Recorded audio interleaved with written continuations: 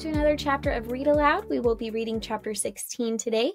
Your thinking question will make more sense at the end, but basically it is a prediction. What do you think is going to happen based on what happens in this chapter? So let's get started. Chapter 16, because manipulators weren't creepy enough. Aurella stared up at the mysterious stranger. "Excuse me?" she whispered. "Get in here." The bald man smiled. His speech was rough and choppy, and had the cadence she wasn't familiar with. He took her arm and pulled her into the neglected cabin before she could even protest, and shut the door. "Excuse me, sir, but—" "Sit down," he commanded. "What?" "I said, take a seat." He spun her around. She was in a sort of living room, lit by blue fire. Blue fire! Burning in the fireplace. The perimeter of the room was stacked with garbage and dirty clothes and who knows what else. The air was musky and thick, and caused Aurella to cough. There was no furniture except for 2 wooden chairs in the middle of the room. One was empty. In the other chair was Mavic, unconscious and tied up at the wrists and ankles. "Mavic!" she shouted, rushing toward him. The bald man grabbed her upper arm and cheerily threatened, "If you want him to live, you'll do as I say." Aurella shakily jerked into the empty chair, breathing too quickly to be beneficial to her lungs. "Put your hands behind the chair." She began moving her arms behind her when she remembered, "I'm a witch, aren't I? Untie Mavic!" The man laughed wickedly. "Your little witch magic doesn't work in here. Now, give me your hands." She was too stunned to move, so he grabbed her tiny wrists and tied them together behind the chair. "Never been bested before, have you?" he grinned. "Your friend's powers are neutralized as well." "How?" was all she could manage. "Let's wake him up so he can hear too, shall we?" The man grabbed a bucket of water and poured it over Mavic's head. He yelled and sputtered, shaking the water from his eyes. "Where am I?" He squirmed in the chair, rocking it back and forth, but the bonds were too strong. His fingers tried to manipulate, but nothing happened. He caught sight of Aurella and swore under his breath. "Ugh, no! What have I done? How did we get here?" "You don't know?" "It is a funny story, actually." The bald man laughed. "This boy here fought and beat 5 clankers, all on his own. Then I snuck up behind him, dropped a rock on his head, and he collapsed to the ground." "How did you get Ella?" Mavic yelled. "Little Missy came looking for you and walked right up to my front door, just like I knew she would." He cackled and shook his head in amusement. "What are you talking about?" Mavic shouted. "Who are you and what do you want with us?" "My name is Tautic, and I am going to turn you 2 into the clankers for reward money." Aurella and Mavic shared a frightened look. Mavic's fingers started contorting and twisting as much as they could with his wrists tied together, but nothing happened. "Why won't my powers work?" he demanded, trying to pull his wrists free. "It's my blue fire. It neutralizes magic." Aurella's eyes bugged out. "Who else knows about this blue fire?" "I alone can make it. Only a seer knows where to find the blue fire." "What's a seer?" Mavic asked. "One who knows the past, present, and future. In other words, one who knows all." "You expect us to believe that?" "Shall I prove it to you, Mavic of Lennox, the king of the orphanage, as I believe you put it? I know everything about you and Miss Aurella as well, or should I say Ella, or Elf, as you call her. Do not doubt what I see." "I've never heard of a seer," Aurella whispered. "That's because I'm the only one." The only one in Dovis? The only one in the world. There is only one seer alive at a time, usually, and this time belongs to me. Now, I am willing to make a deal with you two. I have lived in isolation for so long. This is the most fun I've had in years, and I do not want to end it prematurely. The old man looked off into the distance and grinned, showing off his diseased gums. What kind of deal? Asked Mavic. If you two can break free of your bonds and overtake me without the use of your powers, I will let you go. But tomorrow, if you are still wiggling around like a couple of cockroaches on their backs, I will bring the clankers and retrieve my reward. Mavic angrily opened his mouth, then closed it. He furrowed his eyebrows in concentration as he analyzed the situation and the best way to approach it. What is this blue fire made of? And how does it work? He asked. Would you like to hear a story? Neither answered him. He sat on the dirty windowsill and slapped his thighs with anticipation. Long ago, when the world was still new and people were few, there lived a woman who was great with child. Her husband was a strong and powerful man, but he was abusive and neglectful. She sought out a way to destroy him. She sought out the fire of Eurubic. What's that? Asked Aurella. There was once a strange storm that came over all the world. A lightning bolt struck the earth and pierced all the way to its center. It left behind a great blue flame that shall burn for all eternity. It has been said to have great and terrible power. The pregnant woman wanted this power, but the seer of the time warned her to leave it be. He had seen what would happen if she touched the forbidden flame. She would die in agony, but she was blinded by the possibilities of ridding the world of her wicked husband's tyranny, and would not listen to the seer's warnings. She demanded that the seer take her to it so she could become invincible. He traveled with her day and night until they found the great fire. The woman, in her excitement, ran straight into it. That doesn't sound healthy, Mavic muttered. It was not. She died soon after.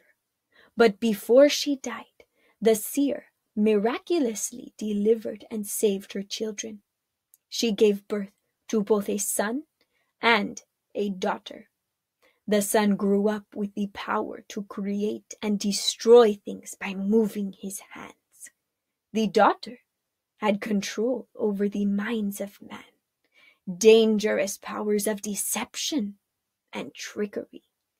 They were the most powerful siblings in existence and had dominion over all the world. Their descendants were all cursed with this magic in their blood.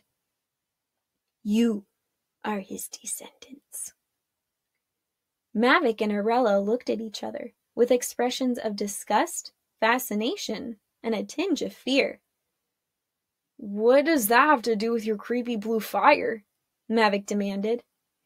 I have traveled to Eurubic and lit a torch with its flame. Why does it take away our power? Isn't it supposed to give power?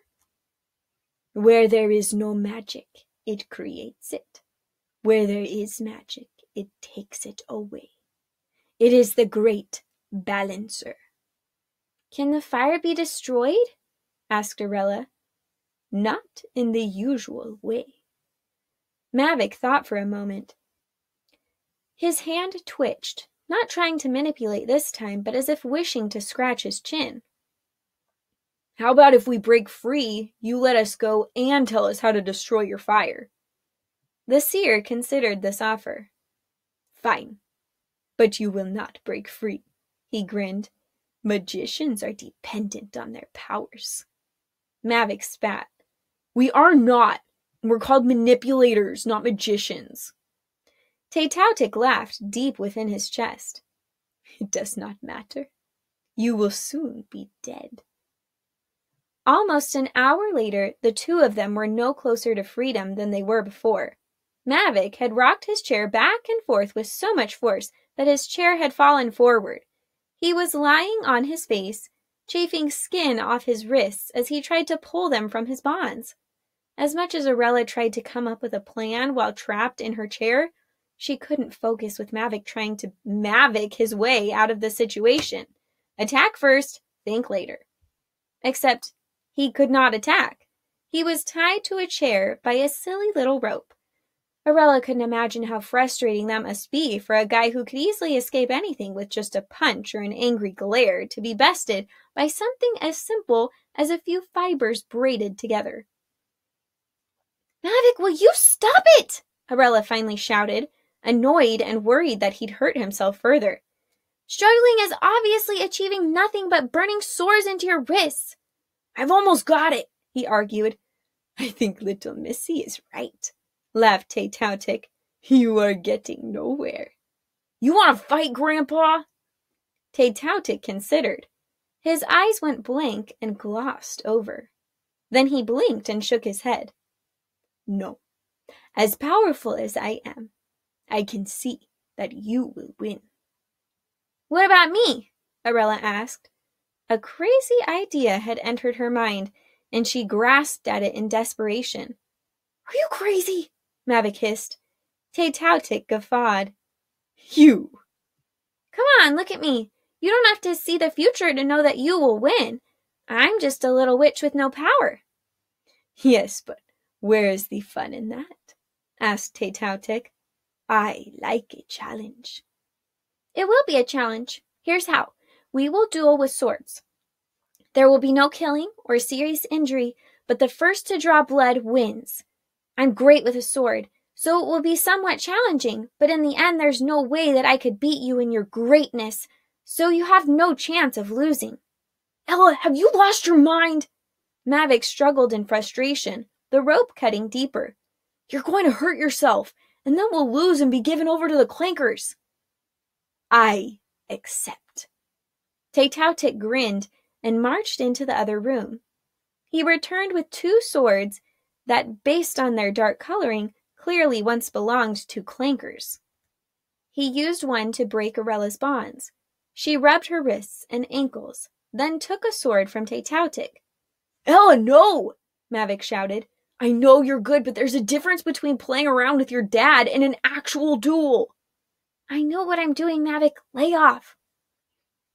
He gave her an angry glare that was softened slightly by the fear in his eyes. She winked. Trust me. He narrowed his eyes in confusion. Are you scared, little Missy? Taytautic taunted. Terrified, Aurella said. She smirked and rolled her eyes at Mavic when Taytautic didn't recognize the sarcasm in her voice. This is where I will meet my doom, but at least I'll be able to go down fighting a great warrior like yourself. Taytautic laughed. I like you. Too bad I'm going to end up turning you in. Yeah, too bad, Aurella shrugged. They backed a few steps away from each other. There wasn't much furniture in the cabin, so they had room to circle each other, analyzing their opponent. Taytautic aimed his first jab at Aurella's arm, which she deflected easily. He spun around and cut at her legs, but she jumped just in time. Just a little longer, Aurella told herself. Let him have his fun. They parried and jabbed, but Aurella stayed mostly in defensive mode, deflecting his blows rather than striking back. Taytautic smiled with his rotten teeth as he gained on her. Then, all of a sudden, Aurella cried out and fell to the ground, clutching her left arm. Ella! Mavic shouted, struggling harder in desperation. Aurella lifted her hand slightly and gazed fearfully at her wounded arm. I'm bleeding, she whispered.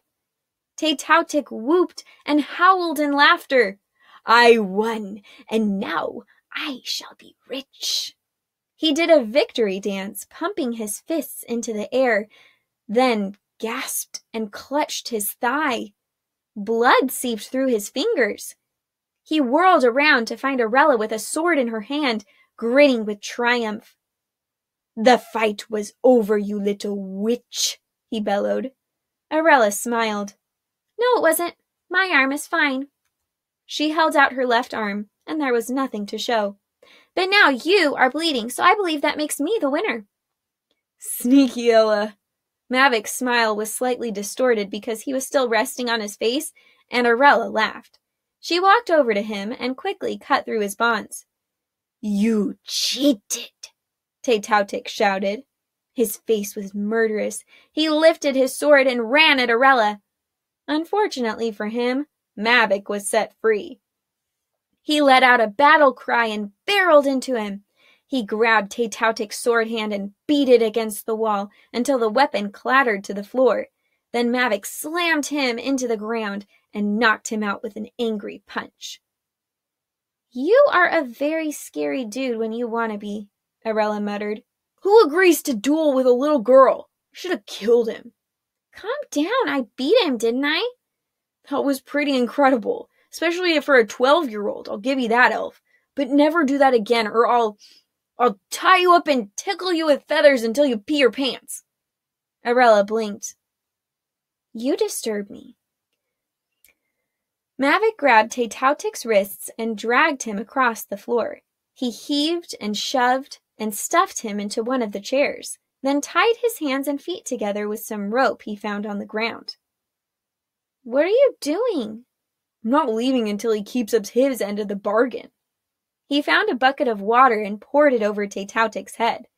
Taytautic sputtered and coughed. Mavik punched his chin. "Tell us the secret to the stupid fire or I'm going to give you permanent brain damage." Taytautic blinked in confusion, then broke into a slow, creepy smile. "That was sneaky, little missy." "Yeah, well, my dad once told me never to assume," Aurella said.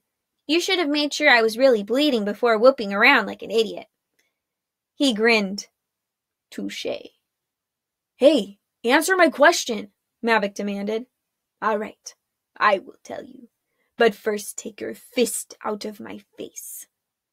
Mavik retracted his fist with seeming difficulty, then folded his arms across his chest. "The answer is magic." "What do you mean?" Aurella asked. "Magic neutralizes its power," Taytautic explained. Mavik clenched his jaw. "How are we supposed to neutralize its power with magic if it neutralizes our magic?" "You cannot produce magic around the blue fire, but there is magic within you. It runs in your veins." "So you're saying what? Our blood would neutralize it?" Aurella asked. "Exactly," Taytautic smiled. "Or, if you do not wish to harm yourself, a simple spit would do." Mavik pivoted toward the fire and spat into it from across the room. It flickered, then orange flames licked the edges around the blue flames. It flickered, then orange flames licked the edges until the blue flames were consumed in a yellowish glow. He turned back at Taytautic and signed a spell that tightened the ropes. Taytautic cried out. "Sorry," Mavik said, not sounding very sorry at all. "I just needed to check. Now for one more thing." He marched deeper into the house, leaving Aurella alone with Taytautic. She tapped her foot nervously as he smiled at her discomfort. Mavik walked back into the room, a sack of potatoes and other food items over his shoulder. Then he grabbed Aurella's wrist and marched out the door. "You're not going to untie me?" Taytautic called after them. Mavik stuck his head back through the doorway. "Let's see. How about we make a deal? If you can break free on your own, you can live. If you can't, then you'll stay in that chair forever and die." "Wait! I've had a vision. It is detrimental for your quest." Aurella recognized the glazed-over look in his eyes, yanked her hand out of Mavik's hold, and walked back through the doorway. "What is it?" she asked. Seek the one who hides in the shadows, who bears your father's name. Is that supposed to mean something to me? He simply smiled creepily and winked. Mavic grunted. Come on, Ella. Had enough of this crackpot. One more thing, Taytautic shouted. Now what? Mavic tapped his foot, waiting. Come find me when the war is over. Why would we do that? You tried to kill us. An entire civilization may depend on it. Goodbye, Aurella and Mavic of Lennox. Until we meet again. They could hear his manic laugh long after the door had shut. Right, that is the end of that chapter. The next chapter is chapter 17, and that is called Crazy Wolf Girl. All right, so your question for this chapter is, what do you think those things meant that Taytautic said? So just to recap, he said, seek the one who hides in the shadows, who bears your father's name. And then he said to come find him when the war is over. Oh, man. All right, so just a quick reminder of your question. Any predictions based on what Taytautic said? He said, seek the one who hides in the shadows, who bears your father's name. I'm going to actually tell you right now that actually doesn't even come into play until book 2, but any predictions about what that means?